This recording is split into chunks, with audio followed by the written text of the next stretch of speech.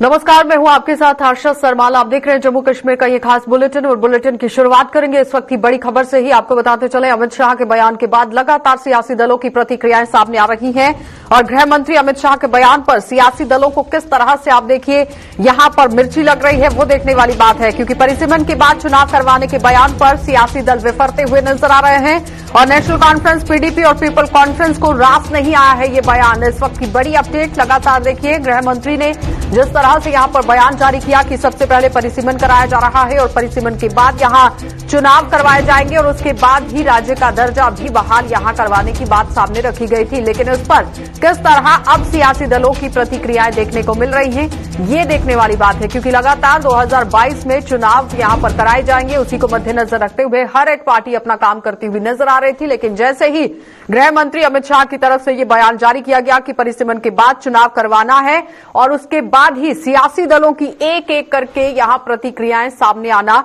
शुरू हो चुका है। नेशनल कॉन्फ्रेंस, पीडीपी और पीपल कॉन्फ्रेंस को अब ये बयान रास आता हुआ नजर नहीं आ रहा। एक तरफ नेशनल कॉन्फ्रेंस पार्टी लगातार केंद्र सरकार पर निशाना साधती हुई नजर आती है, पीडीपी भी पूरी तरह से केंद्र सरकार को लेकर लामबंद नजर आती है और साथ ही साथ अगर पीपल कॉन्फ्रेंस की बात करें तो सज्जाद लोन की तरफ से भी कई बार तंज जो है वो केंद्र सरकार पर कसा गया है। लेकिन रीजनल पार्टीज किस तरह से अब यहां विफरती हुई नजर आ रही हैं ये देखने वाली बात है। अमित शाह ने जिस तरह से यहां पर बयान दिया है कि परिसीमन के बाद चुनाव करवाए जाएंगे, उसके बाद ही सियासी दलों में कहीं ना कहीं घमासान मचता हुआ नजर आ रहा है। और इसी खबर पर ज्यादा जानकारी के लिए हिलाल हमारे संवाददाता हमारे साथ जुड़ चुके हैं। हिलाल, जिस तरह से अमित शाह कल अपना बयान जारी करते हुए नजर आए, लेकिन देर शाम होते होते एक एक करके प्रतिक्रियाएं भी देखने को मिली, क्या कहेंगे?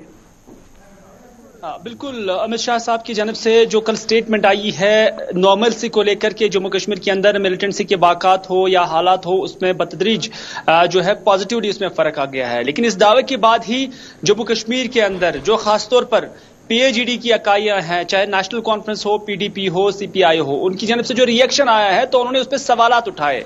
सबसे पहले अगर हम महबूबा मुफ्ती का जिक्र करेंगे तो महबूबा मुफ्ती ने कहा कि जहां एक तरफ दाखिला वजीर साहब ये बयान दे रहे हैं या ये दावा कर रहे हैं कि जम्मू कश्मीर के अंदर नॉर्मल सी आई है, इसमें काफी हद तक बेहतरी आई है, तो फिर स्टेटहुड का दर्जा जम्मू कश्मीर को बहाल क्यों नहीं किया जाता है। In other words Mehbooba Mufti का यही मानना था कि जो स्टेटहुड का दर्जा अभी रुका हुआ है जम्मू कश्मीर को नहीं दिया गया है, क्योंकि एक अप्रोप्रिएट टाइम का मरकजी सरकार जो है उसका वेट कर रही है, उसका इंतजार कर रही है। तो फिर अगर नॉर्मल सी है तो क्या ये अप्रोप्रिएट टाइम नहीं है? नंबर एक। नंबर दो, महबूबा मुफ्ती की जानिब से ये बात भी कही गई है कि ये अपने आप में कॉन्ट्राडिक्टरी है, क्योंकि उनका मानना है कि जहां एक तरफ नॉर्मल सी के दावे किए जाते हैं और दूसरी जानिब ना इलेक्शन किए जाते हैं और उसके साथ साथ ना स्टेटहुड का दर्जा बहाल होता है, तो इसका मतलब यह है कि हालात ठीक नहीं है। ये महबूबा मुफ्ती का बयान आया है। लेकिन सज्जाद गनी लोन ने भी इस हवाले से कहा है कि ये नॉर्मलसी डिक्लेयर कौन करेगा, नॉर्मलसी के पैरामीटर्स क्या होंगे, इसको जो डिक्लेयर करने वाली अथॉरिटी कौन सी होगी जो हमें बताएगा कि नॉर्मलसी क्या है और जो नॉर्मलसी नहीं है वो खराब हालात क्या है। तो इस तरह से नेशनल कॉन्फ्रेंस हो, पीडीपी हो, सीपीआई हो, पीडीपी हो, हर किसी ने दाखिला वजीर के बयानिए पर अपना रद्द-ए-अमल जाहिर किया और जो उनका ख्याल था कि जम्मू कश्मीर के अंदर हालात ठीक हो रहे हैं या नॉर्मलसी आ गई है, कि जिस तरह से कल अमित शाह की तरफ से बयान भी जारी कर दिया गया कि परिसीमन के बाद चुनाव कराए जाएंगे, लेकिन उस बीच में उन्होंने ये भी कहा कि यहां पर पहले सिर्फ और सिर्फ 3 लोगों ने ही राज किया है, 3 पार्टियों ने यहां पर राज किया है, लेकिन अब 30 प्रतिनिधि जुड़ चुके हैं जो काम कर रहे हैं। कहीं ना कहीं वो भी बयान यहां पर रास आता हुआ नजर नहीं आया है यहां जितनी भी रीजनल पार्टीज हैं।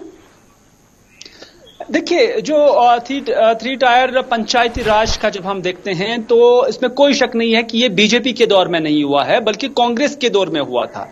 जब कांग्रेस और नेशनल कॉन्फ्रेंस की सरकार थी तो कई बरसों के बाद पहली बार उमर अब्दुल्ला के दौर इक़्तिदार में जम्मू कश्मीर के अंदर सरकार चल रही थी, तो उस दौरान यहां पर ब्रिस्क वोटिंग हुई है और उस ब्रिस्क वोटिंग के दौरान हमने देखा कि यहां के पंचायती राज के तहत जो नुमाइंदे हैं उन्हें चुना गया। जो पोल परसेंटेज थी वो अबव 70 और 80% थी।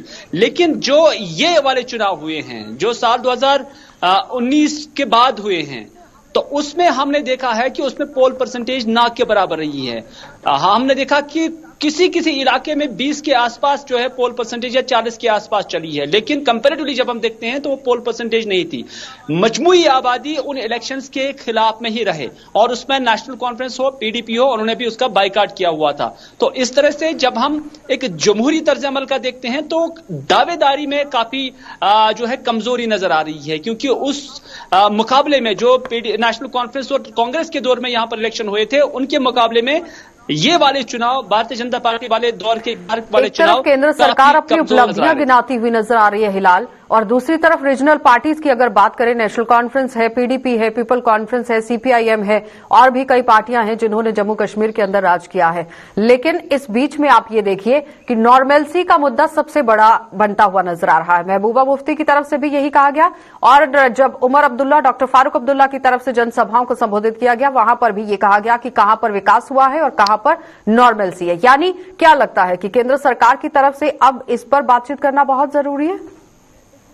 देखिए, दो चीजें मैं बताना चाहूंगा यहां पर। एक ये कि जो भी कोई इक्तदार में सरकार होती है वो हमेशा रीत और रिवायत के मुताबिक, मिजाज के मुताबिक अपनी तारीफ करेगी जरूर, और उसमें कोई शक नहीं। लेकिन जो उनकी अपोजिशन में होती हैं, जो अपोजिशन पार्टियां होती हैं, वो हमेशा नून में नुक्ता ढूंढने की कोशिश करती हैं और ये जमीनी स्तर पर आज भी देखा जा रहा है। बीजेपी वाली जो सरकार है वो अपने दावे करते हुए थकती नहीं है। नॉर्मलसी हो, डेवलपमेंट हो, 3 टायर पंचायती राज हो, उसके नाम पर दावे करते हुए थकती नहीं है। लेकिन जब उनकी अपोजिशन जमाते हैं वो भी नून में नुक्ता डालने के या ढूंढने के उस तर्ज रिवायत को बरकरार रखते हुए आज भी एक दूसरे पर आरोप और प्रत्यारोपों का सिलसिला हर किसी चीज में जो है कोई ना कोई छोटी सी चीज क्यों ना हो उसको निकालने की कोशिश करते हैं और सरकार को बदनाम करने की कोशिश करते हैं। लेकिन इसमें कोई शक नहीं है कि जम्मू कश्मीर के एक सिक्योरिटी सिनेरियो में जब से भारतीय जनता पार्टी की सरकार आ गई है उसमें कोई शक नहीं है कि मिलिटेंसी अगर मुकम्मल खत्म नहीं हुई है लेकिन किसी हद तक कम हुई है। लेकिन इसी के साथ साथ जो स्टोन पेल्टिंग के वाक़ात थे उसमें कोई शक नहीं है कि उसमें भी बहुत हद तक बहुत कमी वाक़ा हुई है।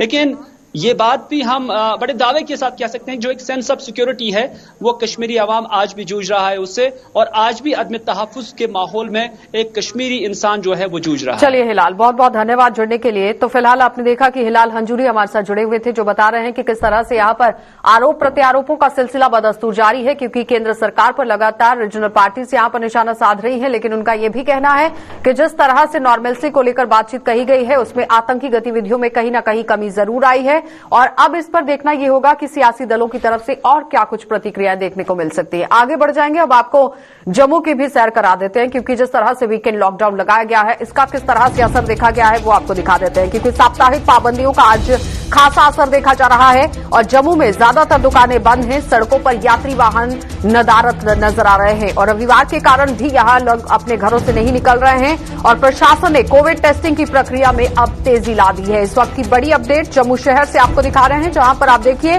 वीकेंड लॉकडाउन है और लॉकडाउन को मद्देनजर रखते हुए इक्का दुक्का गाड़ियां ही सड़कों पर नजर आ रही हैं चलते हुए, क्योंकि रविवार का दिन है और महज लोग अपने घरों से बाहर नहीं निकल रहे हैं। लेकिन इस बीच में जो पाबंदियां लगाई गई हैं कहीं ना कहीं उस पर अमल होता हुआ नजर आ रहा है। लेकिन सबसे पहले आप देख लीजिए क्या कुछ कहना है यहां पर। जो गवर्नमेंट ने लॉकडाउन का सिस्टम किया है वो बहुत ही अच्छा है और इस पे लोगों को भी अवेयर होना चाहिए और गवर्नमेंट को भी मतलब कि अवेयर होना चाहिए। और जो सैटरडे और संडे इन्होंने मतलब लॉकडाउन का सिस्टम किया हुआ ये बहुत ही अच्छा है, क्योंकि इससे जो कोरोना के जो केसेस हैं ये बहुत ही बढ़ रहे हैं, इसलिए इससे लोगों को भी कुछ मतलब सहूलियत मिलेगी और कुछ ऐसे जो मतलब अदारे हैं या कोई दुकानें हैं या दफ्तर हैं उनके लिए भी ये बहुत अच्छी मतलब चीज़ है कि इसके लिए लोगों को अवेयर होना चाहिए। जो लॉकडाउन हुआ है इस लॉकडाउन का हम स्वागत करते हैं। तो हम ये जनता से भी अपील करना चाहते हैं कि लॉकडाउन का आप पूरे तरीके से पालन करें। जिस तरीके से जम्मू शहर के अंदर जो कोरोना के केसेस हैं जिस तरीके से वो बढ़ते जा रहे हैं, तो मैं आपके चैनल के माध्यम से सभी से यही कहना चाहता हूं कि लॉकडाउन का पूरे तरीके से पालन करें, ताकि ये जो महामारी द्वारा जो फैल रही है इसको हम खत्म कर सकें। और सरकार से मैं ये भी कहना चाहता हूं कि जो गरीब मजदूर जो मजबूर लोग हैं उनका भी ध्यान रखा जाए। जब लॉकडाउन होता है तो लॉकडाउन से कई लोगों की जो जीविका होती है, जो जो रोजी रोटी होती है उसके ऊपर भी असर पड़ता है, उनका भी ध्यान रखें। और हम सबको प्रशासन का पूरा सहयोग करना चाहिए और इस महामारी के खिलाफ हमें मिलजुल के लड़ना चाहिए ताकि हम इस महामारी का अंत कर सकें। लॉकडाउन होना चाहिए, this is good thing for people के केसेस देखे बहुत केसेस बढ़ चुके हैं बेसिकली, दैट्स अच्छी बात है कि लॉकडाउन हो गया। लेकिन एडमिनिस्ट्रेशन को ये होना चाहिए कि टाइमिंग पहले बता देते हैं और कुछ, बाद में टाइमिंग और कुछ होती है। ये थोड़ा सा सिस्टम थोड़ा चेंज कर ले कि टाइम जो बताना तो एक ही बारी बता दे कि लोग भी अवेयर हो जाए, बेटर हो जाए कि टाइम एक बार ही बता दे। चलिए, तो फिलहाल आपने देखा कि आम लोगों का क्या कुछ कहना था, वो किस तरह से प्रशासन पर भी कहीं ना कहीं निशाना साधते हुए नजर आए हैं कि एक ही बार में समय निर्धारित होना चाहिए कि कितने बजे से लेकर कितने बजे तक यहां पर पाबंदियां रहेंगी। बार बार जो प्रशासन की तरफ से यहां पर फैसले सामने रखे जा रहे हैं, उस वजह से आम जनता कहीं ना कहीं कश्मकश के माहौल में जाती हुई नजर आ रही है। इसी पर ज्यादा जानकारी लेंगे, अनिल हमारे संवाददाता हमारे साथ जुड़ चुके हैं। अनिल, ग्राउंड पर हालात तो देखे जा रहे हैं कि नाम मात्र लोग अपने घरों से बाहर निकल रहे हैं, लेकिन आम जनता ने पर सवाल छोड़ दिया है कि प्रशासन की तरफ से जो समय निर्धारित किया गया था उसमें बार बार बदलाव किया जा रहा है, जिसकी वजह से कश्मकश की स्थिति बनती हुई नजर आ रही है। क्या कहेंगे? जी, निश्चित तौर पर आशा जी आप जिक्र जरूर करिए। कहीं ना कहीं जिस तरह से जो एक कंफ्यूजन था जो लगातार क्रिएट हुआ है, और पहले सप्ताह का जब वीकेंड लॉकडाउन की शुरुआत हुई तो आपने भी देखा कि पहले दिन के अंदर जो है काफी कश्मकश जो है वो शुरू हो चुकी हुई थी। लोग घरों से बाहर निकल चुके हुए थे और लोग अपने काम काजों पर जो है वो पहुंच चुके हुए थे, और इसी बार भी जो है एक वैसी ही स्थिति जो है वो उत्पन्न होती हुई नजर आई थी जब ये कहा गया कि 2 बजे से पूरी नॉन एसेंशियल चीजों पर जो है रिस्ट्रिक्शन लगा दी जाएगी।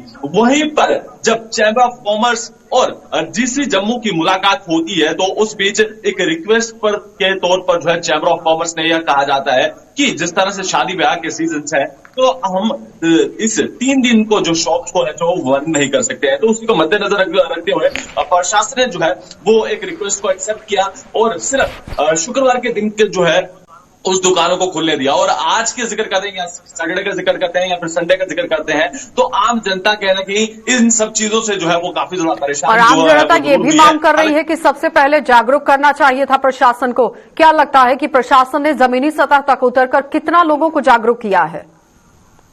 जी, निश्चित तौर पर आम जनता को जो है वो पूरी तरह से जागरूक नहीं किया गया है, और अगर आम जनता को जागरूक किया जाता तो इस तरह की कंफ्यूजन जो है वो क्रिएट नहीं होती। क्योंकि आप देख रहे हैं कि पिछले सप्ताह भी इसी तरह का एक कंफ्यूजन जो है वो क्रिएट था, और इस बार भी इसी तरह की कंफ्यूजन जो है वो क्रिएट रही है, और आम जनता के बीच में जो है काफी ज्यादा परेशानी का माहौल रहा है। और इस समय अगर पूरी तरह से ट्रांसपोर्ट का जिक्र करना चाहूंगा तो ट्रांसपोर्ट जो है वो अभी भी सड़कों पर दौड़ता हुआ नजर आ रहा है। तो कहना कि आम जनता का ये भी कहना है कि एक प्रशासनिक तौर पर जो है एक महत्वपूर्ण फैसला लिया जाए जिसमें कड़े निर्णय हो, कोई भी व्यक्ति जो है घर से बाहर ना निकले, और पूरी तरह से अनिल, बहुत बहुत धन्यवाद जुड़ने के लिए। तो फिलहाल आपने देखा कि अनिल हमारे संवाददाता हमारे साथ जुड़े हुए थे, जो बता रहे हैं कि किस तरह से यहाँ पर जागरूकता डालने की जरूरत है आम जनता में।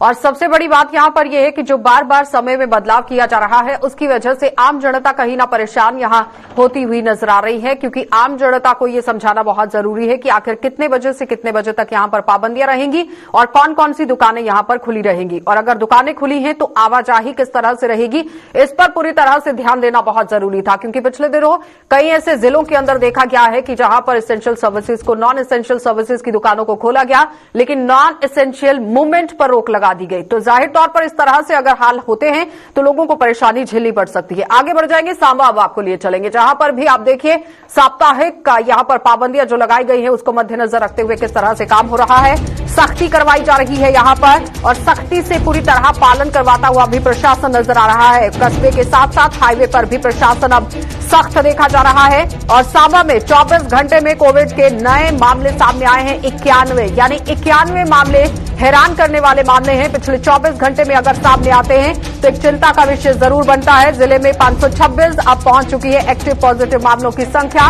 इस वक्त की बड़ी अपडेट सांबा से देखने को मिल रही है, जहां पर आप देखिए 91 नए मामले सामने आ चुके हैं 24 घंटे में, और कहीं ना कहीं अब एसओपीज का पालन करवाती हुई प्रशासन यहां पर देखी जा रही है। आप देखिए साफ तस्वीरों में किस तरह से पुलिस वहां पर लोगों को जागरूक करती हुई नजर आ रही है, समय सीमा समझाती हुई नजर आ रही है कि आखिर किस तरह से पाबंदियों पर आपको अमल करना है। ऋषि खजूरिया हमारे साथ जुड़ चुके हैं। ऋषि, 24 घंटे में 91 केसेस सामने आ चुके हैं, जो एक चिंता का विषय है, क्योंकि अगर ये चेन बढ़ती जाती है तो काफी तरीके से घातक साबित हो सकती है। लेकिन किस तरह से प्रशासन काम कर रहा है जिले के अंदर? देखिए आशा, आपको बताते चले कि वीकेंड रिस्ट्रिक्शंस का ये दूसरा पार्ट है और अगर इसमें देखें तो लोग तमाम जो है वो नॉन एसेंशियल एक्टिविटी नहीं कर रहे हैं, लेकिन सिर्फ और सिर्फ आपको एसेंशियल एक्टिविटी पूरे जिला में नजर आएंगी। मैं इस समय भी हाईवे पर मौजूद हूं और यहां पर भी आपको नॉन एसेंशियल एक्टिविटी पूरी तरह से जो वो बंद नजर आएगी। सिर्फ एसेंशियल एक्टिविटी नजर आ रही है, जिसमें वेजिटेबल फ्रूट शॉप्स ओपन है, मेडिकल शॉप्स ओपन है, तमाम डेयरी प्रोडक्ट्स वाली या बेकरी आइटम्स वाली दुकानें जो वो ओपन है। लेकिन इस बीच में ये भी कहना चाहता हूं कि एसेंशियल एक्टिविटी की आड़ में नॉन एसेंशियल एक्टिविटी करते हुए कई लोग जो वो अभी भी देखे जा सकते हैं, जो कि ये साफ तौर पर स्पष्ट होता है कि शायद इनको अपने परिवार को लेकर भी चिंता नहीं है और इनको ये भी चिंता नहीं है कि कोविड कितना तेजी से फैल रहा है और लगातार जो 100 का आंकड़ा क्रॉस करते हुए मामले जिला सांबा में डे बाय डे नजर आ रहे हैं। और कल का भी जो 24 घंटे का अपडेट है, 91 नए मामले रिपोर्ट हुए और 547 का ये आंकड़ा ऑलरेडी जो है वो टच कर चुका है जिला सांबा में। तो ये चिंता का विषय है। लेकिन अगर ओवरऑल अगर बात करें तो यहां पर दुकानें जो है वो नॉन एसेंशियल एक्टिविटी की बंद है। प्रशासन इसको सख्ती से इंप्लीमेंट भी करवा रहा है, लेकिन यहां आपको आसपास अगर हाईवे की बात करें तो यहां पर आज आपको कोई ज्यादा सख्ती आपको नजर नहीं आएगी। मैं तस्वीरें थोड़ी सी आपको हाईवे से दिखाना चाहता हूं कि क्या वाकई में लोग पालन कर रहे हैं या नहीं कर रहे। देखिए कई लोग तो हमें बिना मास्क भी नजर आ रहे हैं। ये देखिए तस्वीरें जो मुख्य चौक के आसपास की तस्वीरें हैं। यहाँ आपको जरूर ट्रैफिक विभाग के जो पुलिस जवान है वो नजर आएंगे। लेकिन ओवरऑल देखिए, ये बताइए कि जिस तरह से बताया जा रहा है प्रशासन बहुत सख्ती अपनाया हुआ है, लेकिन सख्ती कहां पर अपनाई हुई है? जी आप अपना प्रश्न दोहराएं। ऋषि, जिस तरह से दावा पेश किया जा रहा है कि सांबा के अंदर प्रशासन पूरी तरह से एक्शन मोड में है और सख्त नजर आ रहा है, लेकिन सड़कों पर अगर लोग हैं बिना मास्क के हैं तो फिर कहां पर वो सख्ती?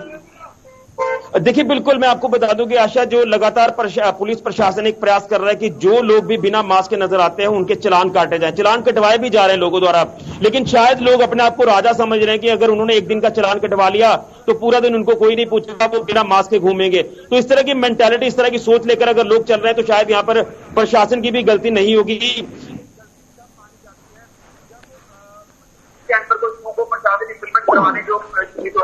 गड़बड़ कर दे, यहाँ पर लोगों की जो मेंटालिटी सोच है, यानी मानसिकता पर अब जोर देना बहुत जरूरी है, क्योंकि प्रशासन की तरफ से अगर एसओपीज दी गई हैं, गाइडलाइंस बताई गई हैं, समय सीमा बताई गई है, पाबंदियां लगाई गई हैं, लेकिन इस बीच में अगर आम जनता सहयोग नहीं करती है तो कहीं ना कहीं सवाल फिर आम जनता पर खड़ा हो जाता है और मानसिकता में सुधार लाना बहुत जरूरी है। बहुत बहुत धन्यवाद ऋषि जुड़ने के लिए। तो फिलहाल आपने देखा कि ऋषि खजूरिया हमारे साथ जुड़े हुए थे, जो बता रहे हैं कि सांबा के अंदर प्रशासन किस तरह से एक्शन मोड में देखा जा रहा है, सख्ती अपनाई जा रही है, लेकिन इस बीच में आम जनता को सहयोग करना बहुत जरूरी है, क्योंकि आपका चालान अगर कट गया है तो जाहिर तौर पर मास्क पहनना बहुत जरूरी है। आप ये नहीं समझ सकते कि चालान कट गया है तो पूरे दिन बिना मास्क के वो घूम सकते हैं, क्योंकि ऐसी मानसिकता को खत्म करना बहुत जरूरी है और इस पर ध्यान देना बहुत जरूरी है, क्योंकि अगर आप संक्रमित हो जाते हैं तो जाहिर तौर पर आपके माता पिता भी संक्रमित हो सकते हैं, घर परिवार के लोग संक्रमित हो सकते हैं, एक चेन बन सकती है। उसे तोड़ने के लिए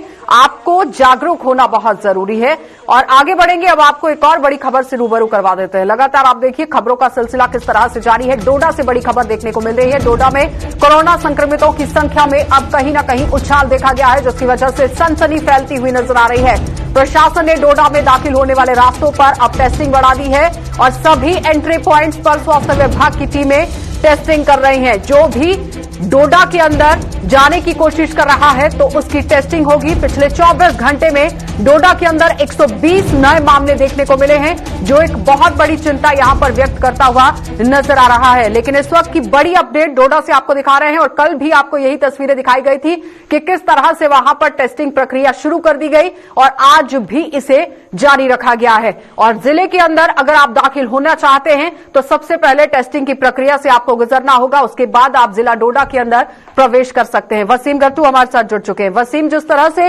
कल से ही देखा जा रहा है कि मेडिकल की जितनी भी टीमें हैं, स्वास्थ्य विभाग लगातार अलर्ट मोड पर है और बार बार टेस्टिंग भी की जा रही है, लेकिन 24 घंटे में 120 मामले सामने आना एक बहुत बड़ा आंकड़ा है। क्या लगता है कि इसमें आम जनता का सहयोग कितना जरूरी है और स्वास्थ्य विभाग की टीमें किस तरह से काम कर रही हैं? जी बिल्कुल, देखिए आपको बताना चाहूंगा जिस तरह से यहाँ पे कोविड के मामले जो है दिन ब दिन बढ़ते हुए नजर आ रहे हैं और इसी को देखते हुए एडमिनिस्ट्रेशन जो है काफी एक्टिव नजर आ रही है। खास करके डोडा की अगर हम बात करें, यहाँ पे जो है रिएक्टिवेट कुछ नाके किए गए हैं। जो सबसे नाका था हमारा नेशनल हाईवे 244 जो भटोद किश्तवाड़ है, असर के मकाम पे एक सबसे बड़ा नाका है जो वहां पे स्क्रीनिंग और टेस्टिंग की जाती है। अभी हम गणपत ब्रिज के बिल्कुल सामने खड़े हैं, ये आप साफ तौर पर देख सकते हैं कि यहाँ पे किस तरह जो है हेल्थ का अमला जो है फ्रंट लाइन पे इस वक्त काम कर रहा है और ऊपर से बारिश भी पड़ रही है, काफी ठंड है।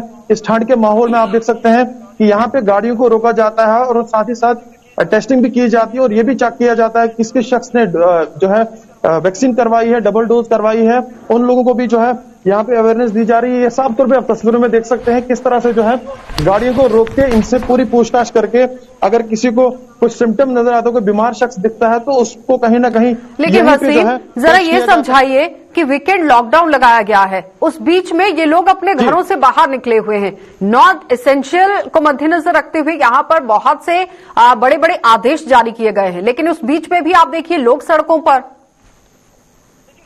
देखिए लोगों की तरफ से कहीं ना कहीं लापरवाही भी सामने नजर आ रही है, क्योंकि हम डोडा टाउन की अगर हम बात करें, डोडा टाउन के अंदर भी इसी तरह का माहौल हमको देखने को कल से मिल रहा है, क्योंकि जब से वीकेंड एक तरफ से वीकेंड लॉकडाउन है, कहीं ना कहीं एडमिनिस्ट्रेशन की तरफ से ये चीजें देखने को नहीं मिल रही है कि अगर वीकेंड लॉकडाउन है तो लोग सड़कों पे क्यों हैं, बिला वजह बाजार क्यों निकल रहे हैं। मगर हम यहाँ पे देख रहे हैं जहाँ पे ये नाके लगाए गए हैं, यहाँ पे जो बिला वजह इनको दिख रहा है उसको जो है यहाँ पे कोविड का टेस्ट किया जाता है और उसको समझाने की पूरी कोशिश की जाती है। और आप देख सकते हैं कि किस तरह से जो है गाड़ियों को रोका जाता है, पुलिस का अमला भी यहाँ पे रखा गया है, उनसे कहीं ना कहीं पूरी पूछताछ की जाती है कि आप घरों से बाहर क्यों निकले हैं, अगर आप घरों से बाहर निकले किसी काम से निकले हैं। ये आप देख सकते हैं कि इनके सीनियर ऑफिसर यहाँ हैं, इनसे बातचीत करते हैं, इनसे पूरी जानकारी लेते हैं। सब थोड़ा सा बताएं, जिस तरह से हम देख रहे हैं कि कुछ दिनों से आप यहाँ पे हैं, थोड़ा सा डिटेल से बताएं, एक दिन में कितने टेस्ट आप लोगों को यहाँ पे करते हैं? हम टेस्ट 40 से लेकर 50 मैक्सिमम जो है वो कर देते हैं। आजकल चूंकि ऐसा है कि ठंड का मौसम भी है, वीकेंड लॉकडाउन भी है, तो लोग जो है घर से बाहर कम ही निकल रहे हैं। तो हम यहाँ पे नेशनल हाईवे पे गाड़ियों को, जो जम्मू से गाड़ियां आती हैं उनको रोकते हैं और वहां पे उनकी बाज़ाब्ता चेकिंग होती है उन लोगों की कि उन्होंने वैक्सीन करवाई है, दोनों डोज करवाए हैं या नहीं करवाए हैं। अगर जिन्होंने नहीं करवाया है तो उनके हम टेस्ट यहाँ पे करते हैं। तो पब्लिक किस तरह से रिस्पांस दे रही है? जो गाड़ियों को आप यहाँ पे रुकाते हैं, जम्मू से आती है, जो अलग अलग जगहों से आती है, वो किस तरह से आपको रिस्पांस दे रहे हैं? लोग कोऑपरेट करते हैं, कुछ हद तक लोग कोऑपरेट करते हैं। तो जो लोग पॉजिटिव यहाँ पे निकलते हैं उनको कैसे आप जो है होम आइसोलेट करते हो, कैसे उनको यहाँ से भेजते हो? उनको पहले सबसे पहले यहाँ पे जब वो पॉजिटिव आ जाते हैं तो उनको हम एक दवाई का किट जो है, मेडिसिन किट जो है वो यहाँ से प्रोवाइड करते हैं उनको हम। और अगर सीवियर केस है कोई भी तो उसको हम जीएमसी के लिए रेफर करते हैं यहाँ से, नहीं तो वैसे होम आइसोलेशन के लिए ही रेफर किया जाता है। जो बिला वजह घरों से बाहर निकलते हैं उनको भी समझाने की कोशिश की जाती है? बिल्कुल बिल्कुल, उनको भी कहा जाता है, उनको भी बताया जाता है कि वो बिला वजह घर से यानी अभी भी जागरूक करने की कोशिश की जा रही है, सैंपलिंग की जा रही है, टेस्टिंग की प्रक्रिया को जारी रखा गया है। किस तरह से यहाँ पे हो रही है जी आप तस्वीरों में देख सकते हैं किस तरह से यहाँ पे सैंपलिंग की जाती है और कुछ लोग खुद भी सामने निकल के आते हैं, जो अलग अलग जगहों से आते हैं, वो खुद यहाँ पे सैंपलिंग करवाते हैं। तो कहीं ना कहीं लोग भी इनके साथ जो है कोऑपरेट कर रहे हैं। उनका साफ तौर पर लोगों का कहना है कि घरों से बाहर बिला वजह मत निकलिए और जो भी वीकेंड लॉकडाउन जो एडमिनिस्ट्रेशन की तरफ से लगाया गया है उसका पालन कीजिए ताकि इस महामारी से हम लोग बच पाए। चलिए वसीम, बहुत बहुत धन्यवाद जुड़ने के लिए। तो फिलहाल आपने देखा कि वसीम गट्टू हमारे साथ जुड़े हुए थे, जो ग्राउंड से रिपोर्ट दे रहे थे कि किस तरह से डोडा के अंदर जाने से पहले आपकी टेस्टिंग यहां पर होगी और उसके बाद ही आप जिले के अंदर प्रवेश कर सकते हैं। लेकिन आम जनता को सहयोग करना बहुत जरूरी है, जो बार बार अपील की जा रही है कि आम जनता जब तक सहयोग नहीं करेगी, प्रशासन जितने भी कदम उठा ले वो सफल नहीं हो सकते हैं। आगे बढ़ जाएंगे और जम्मू के जीएमसी और इसके सहयोगी अस्पतालों में कोविड के 24 नए मरीज भर्ती होने के साथ ही इन अस्पतालों में अब ऐसे मरीजों की संख्या 109 हो गई है और जीएमसी अस्पताल में 60, डीआरडीओ में 3 और ये 3 नहीं है, डीआरडीओ के अंदर 30 मरीज मौजूद हैं और गांधीनगर अस्पताल में 19 मरीजों का इलाज चल रहा है। अच्छी खबर यह है कि इन सभी अस्पतालों में कुल 13 और मरीज स्वस्थ होकर अपने अपने घरों को लौट गए हैं। इसके अलावा इलाज के दौरान 3 मरीजों की मौत हो गई है और इसकी जानकारी जीएमसी अस्पताल की प्रिंसिपल डॉक्टर शशि सूदन शर्मा ने दी। वहीं डॉक्टर शशि सूदन शर्मा लोगों से कोरोना संक्रमण को फैलने से रोकने के लिए कोरोना एसओपीज का सख्ती से पालन करने के लिए भी आह्वान करती हुई नजर आई। में 109 मरीज दाखिल है हमारे पास, 60 मरीज मेडिकल कॉलेज में है, 30 मरीज डीआरडीओ में है और 19 मरीज हमारे पास MCH हॉस्पिटल में हैं। 24 नई एडमिशन्स हुई और 13 लोग डिस्चार्ज हुए। 3 डेथ्स भी हुई हैं। डेथ्स पे हम नज़र डाले हुए हैं कि क्या वजह रह रही है। मोस्टली देखा जा रहा है कि बिल्कुल जो ज़्यादा उम्र के और जिनमें को मॉर्बिडिटी ज़्यादा है, डेथ्स उन्हीं में हो रही है। इससे एक छुपा हुआ संदेश हमें ये मिलता है कि ये जो हमारे बुजुर्ग वर्ग हमारे साथ जुड़े हुए हैं, युवा वर्ग के साथ हमारा दायित्व है कि हम ट्रांसमिशन चेन को इस कदर रोक के रखें कि इन्फेक्शन उन तक ना जाए, उनको प्रोटेक्टेड रखें। उसके लिए कोविड अनुरूप व्यवहार की सलाह दी जाती है। मास्क ठीक से पहना हुआ, और देखा जा रहा है कि 60% लोगों का मास्क पहनने का तरीका ठीक नहीं है, यानी नाक अगर बाहर रहती है तो मास्क का पहना बेमान्य है। नाक और मुंह को अच्छे से ढकने वाला टाइट फिटिंग मास्क ही प्रोटेक्शन दे सकता है। चलिए, तो फिलहाल बुलेटिन में इतना ही। देश और दुनिया की खबरों के लिए आप बने रहिए गुलिस्तान न्यूज के साथ।